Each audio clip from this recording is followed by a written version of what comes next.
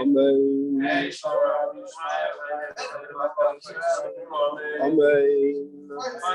bono Amen.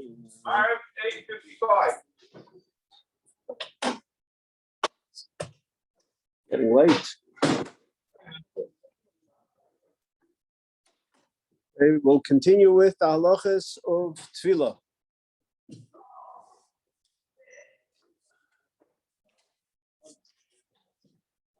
We're in the middle of a discussion of how one needs to prepare themselves properly for davening.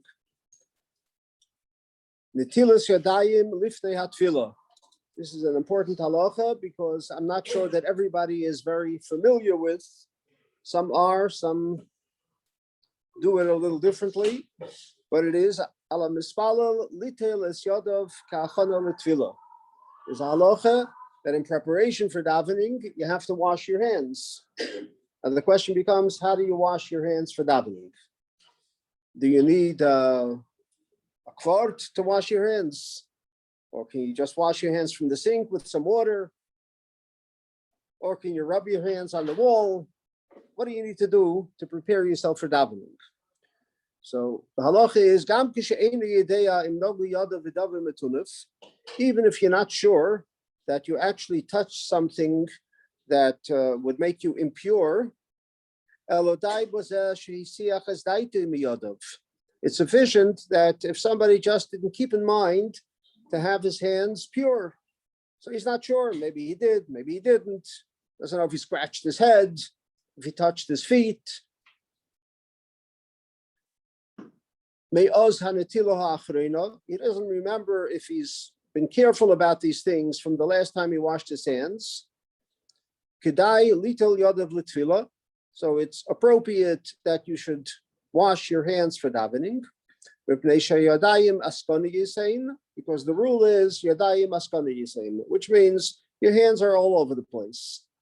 You know, your hands are not in one place. You're scratching your head, you're touching your shoes, yadayim askani yisein is the expression. And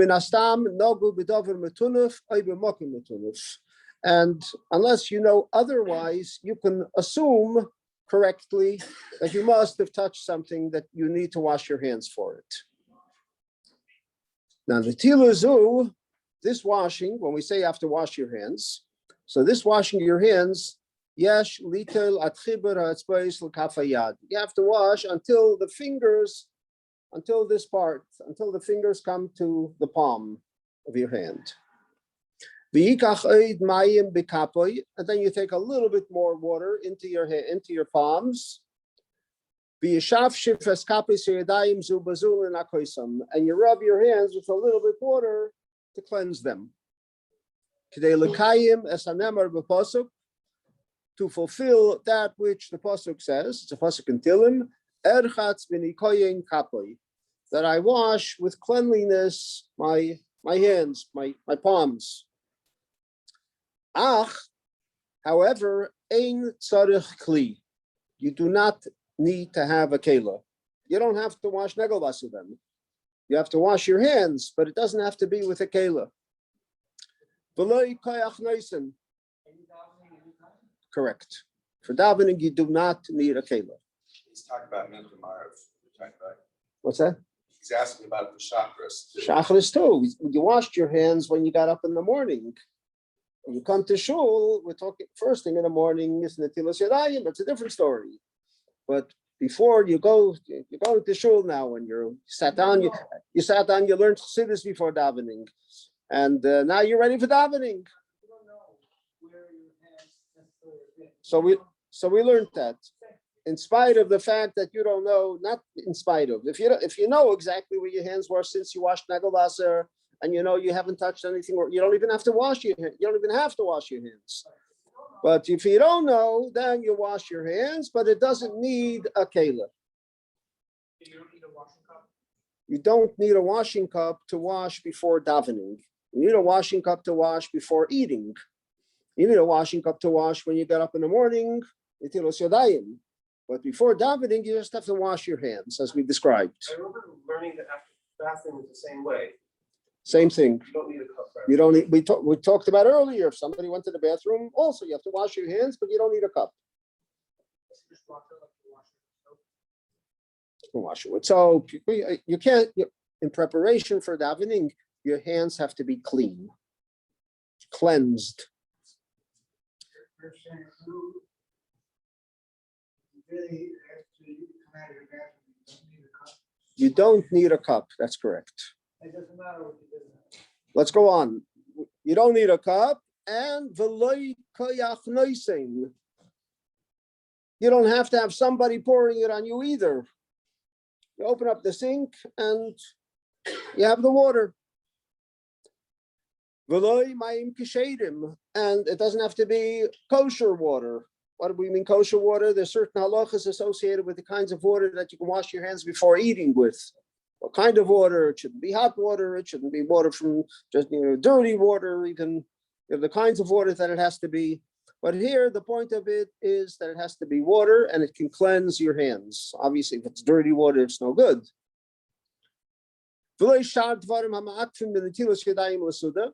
And you don't have to be concerned about being careful that you don't use those things that would otherwise make them inappropriate to wash your hands before eating. That's a different halacha. There you dafka need. If you're washing for bread, you have to have a kvart, you have to have a cup, you have to have the proper kind of cup and a special kind of water. And you also obviously don't have to make a special bracha on this netila. It's a whole different kind of netila here. Here we're talking about just a cleansing process. You have to make sure your hands are clean. So if you touch your shoes, and specifically we talked about earlier, if your shoes were dirty, that's the idea of the shoe. If you touch your shoes because your shoes might be dirty or most likely are dirty, that's why you have to wash your hands. And so too, if you went into the bathroom, or again, if you touched a part of your body that you shouldn't have touched, that's normally covered, so that makes it impure. So that's where you wash your hands, but you don't have to wash your hands with a cup. If there's no water, you want to get ready for davening and there's no water. And as we said, you're not sure that you touch someplace that makes it inappropriate, that makes it impure. But as we said only before, it's possible because Yadayim Askani is saying it's a good possibility that you touched your hands with, that with your hands you touch someplace that's impure. So if you're not sure, then you don't have to dafke go looking for water. And we talked about earlier, looking for water means how far. And also, I think he mentions it again. You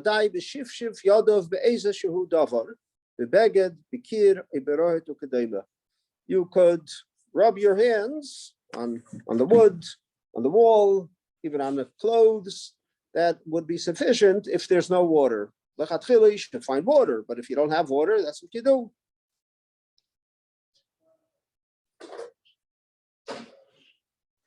This is so that your hands should be cleaned properly before davening. So there's the halacha of what you need to do to cleanse your hands before davening, but that's different than preparing your hands, cleansing your hands properly before eating, or the first thing in the morning when you wash netilas yadayim.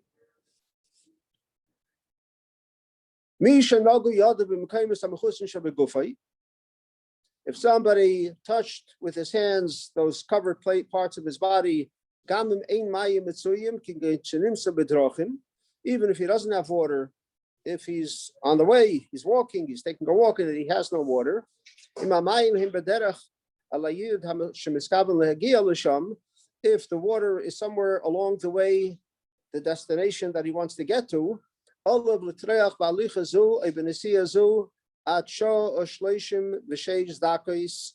you have to go an hour and 36 minutes.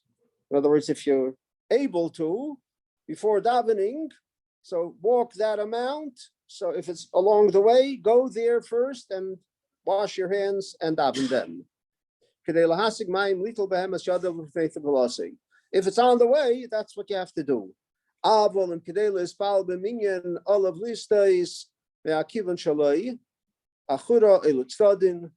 But if, in order to daven with a minyan, and you want to get the water, you would have to go in a whole different direction. The water is in one direction, the minyan is in the other direction. Are you going to wash them with your hands in the bathroom? One second, hold on a second. Or somebody that's at home or in shul, add 24 dakas. Before we talked about an hour and 36 minutes. But if you have to go out of your way, then you have to go 24 minutes out of your way.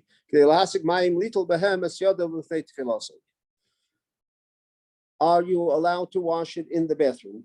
So the answer is, it's certainly not the best way to do it. It's best if you wash it outside of the bathroom.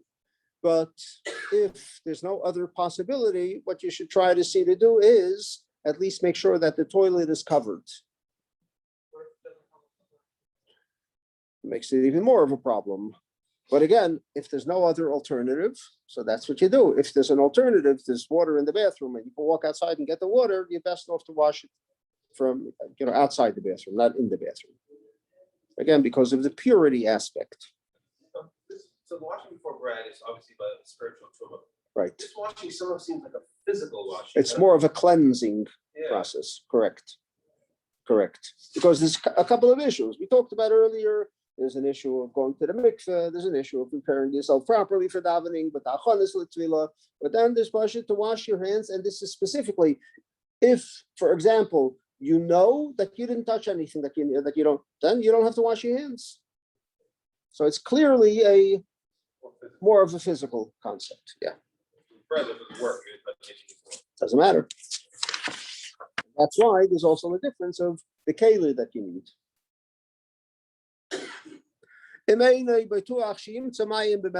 What if a person doesn't know? He's going to take this long walk and he's not sure if he's going to find water there. Or he's concerned that he's going to take a long walk, and by the time he gets there to find the water, he's going to pass this man tefillah. It's going to be late to daven. So as we said earlier, you can rub your hands on something so that you could rub your hands and cleanse it on something. And so too, for example, if a person is a middle of Shemona Esrei, supposed to be davening Shemona Esrei, and not realizing what you're doing, you scratch your head. So you're middle of Shemona Esrei, you scratch your head, you have to wash your hands. But in middle of Shemona Esrei, you're going to go to the sink to wash your hands in the middle of Shemona Esrei. So at that point, what you should do is rub your hands on the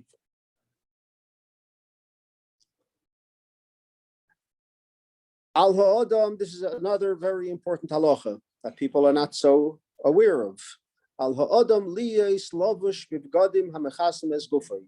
When it comes to davening, a person has to be dressed with clothes that cover his body. So you might say, I cover my body, I can wear shorts, I can wear whatever, an undershirt, my body is covered. So the answer is that that's not sufficient, because it has to be you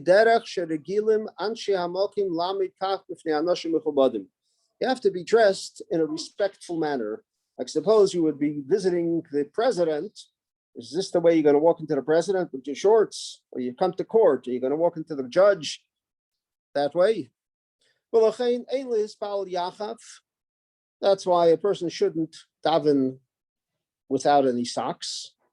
And with pajamas, ukadaima, you shouldn't be dressed the way that you're comfortable going, in your backyard with, to do gardening with it. But This is not the way you present yourself in a respectful manner. So davening, just as you have to prepare yourself, whether it's with the mikveh, whether it's with learning before or washing your hands before, you also have to be dressed properly. People who are customarily, they wear a hat, they wear a jacket, when they visit somebody respectful, their teachers or the like. So they too have an obligation. When it comes to davening, they have to be dressed accordingly. They have to put a hat on, they have to put on a jacket. So you might say, I'm home in my private room davening, nobody's around.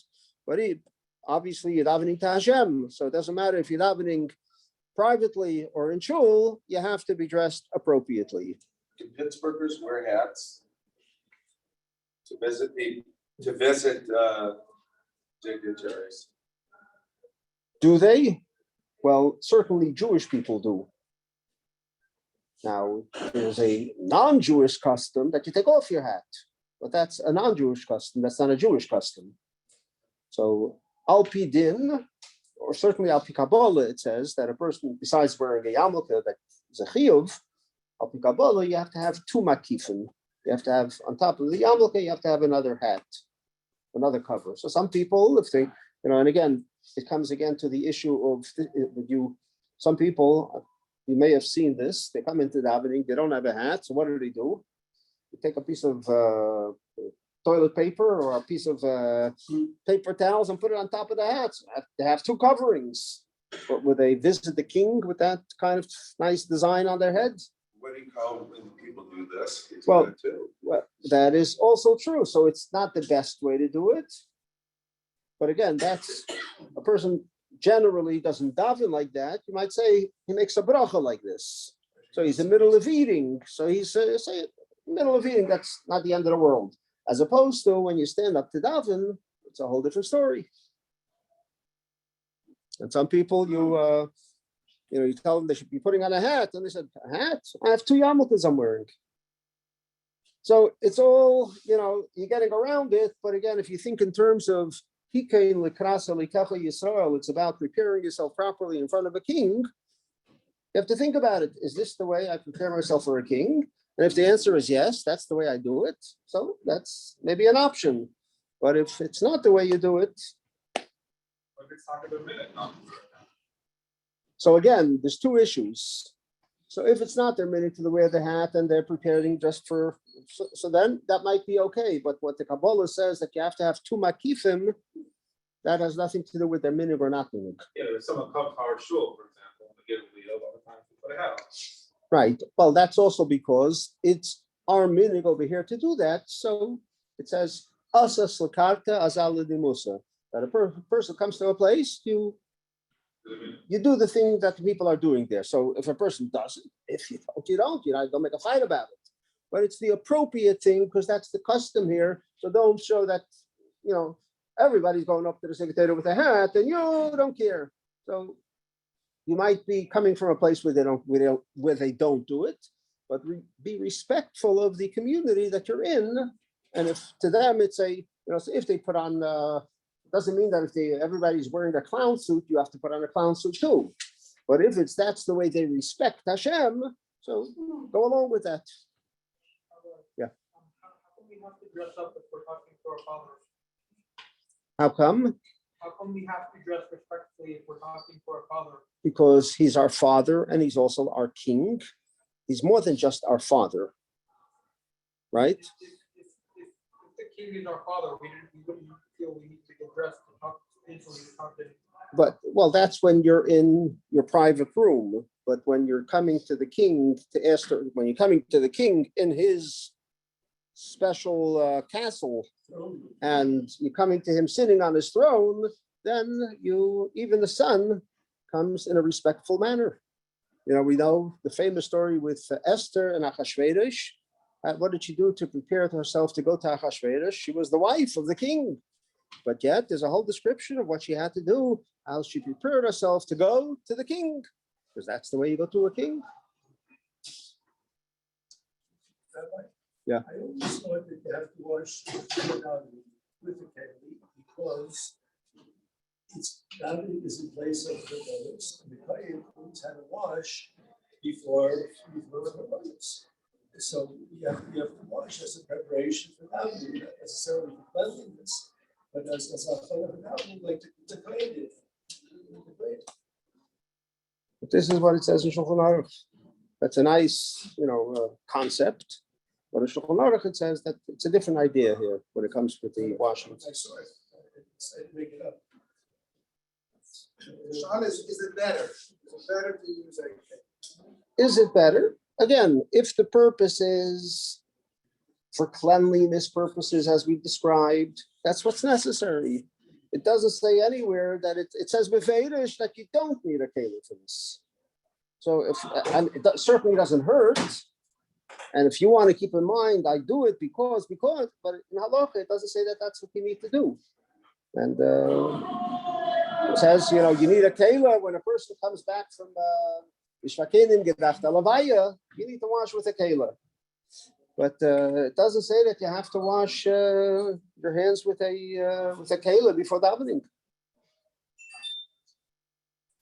Anyway, again, what you say might be brought down somewhere, and it does say obviously that tefillas v'makom tamidim tiknu, but it doesn't say that therefore that's what's necessary.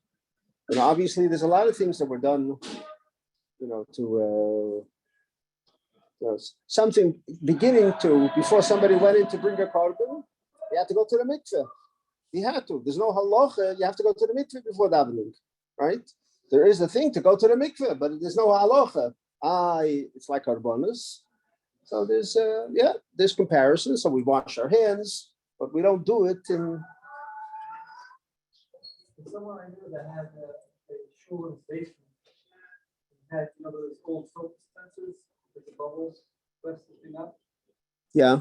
So he had that when you walk in the shul, he had a soap dispenser. So instead of washing hands, and that was sufficient. That was appropriate. That's sufficient. That is sufficient.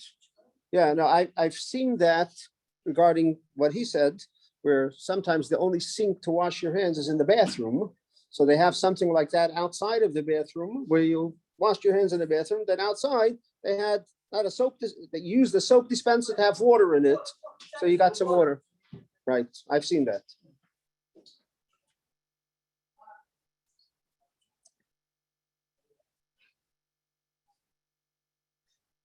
Hanisuim, those that are married, noyagin leispalel kol atfilis b'chagiris avnit. It's the Rabbad custom that married people wear a gartel when they daven. Adam shehispalel kishechelik migufay choshuv yatsi decheva ve'isarich lachzil lispalel shuv. If a person davens and part of his body is uncovered, so he shouldn't have davened that way, but he davened that way. Does he have to repeat his davening? No. However, he has to make sure that certain parts of his body should be covered. You're not permitted to daven while you can see those parts of your body that you go to the bathroom from.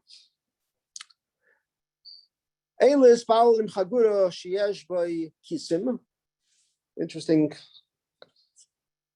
Says you shouldn't daven with a gartel that has pockets in it. Why? Because because use that to put your dollar, your money in, and then this is not a gartel is worn as a preparation for davening. If you're wearing that, that's not the preparation for davening. It's like saying, I think the extension of that would be, what do I need a gartel? I have a belt. So the belt is holding my pants. The belt is not for that preparation for davening.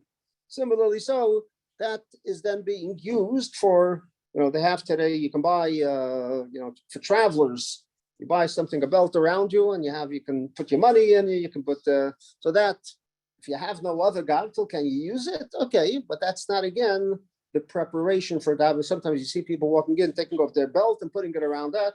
And I sometimes say to them, is this the way you would walk into a king? Is this a preparation for davening? It looks like, or they pull off their tie and they turn it around.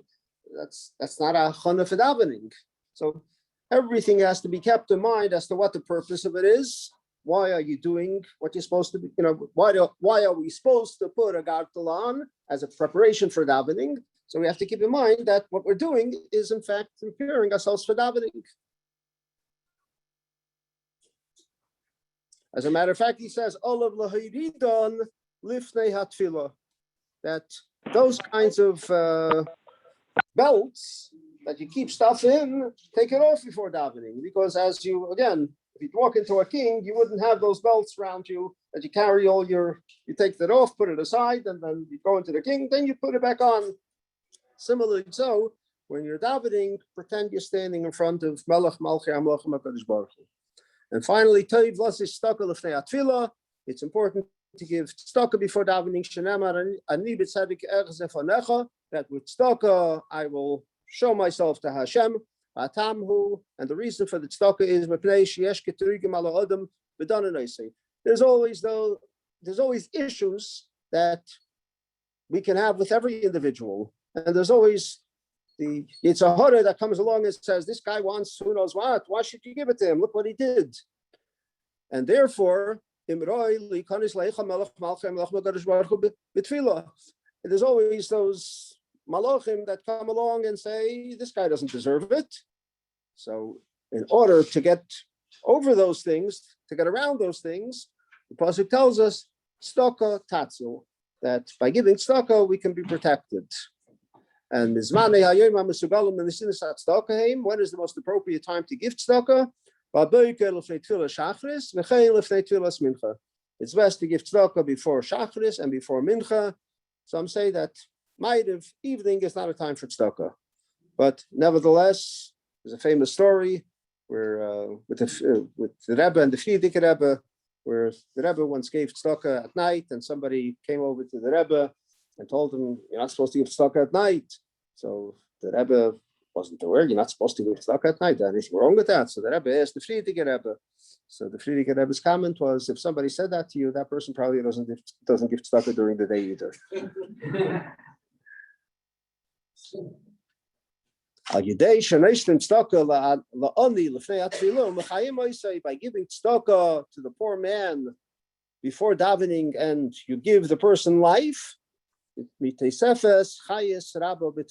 that way you are more inspired to have a greater chayis in your davening, and your davening is so much more successful. Thank you.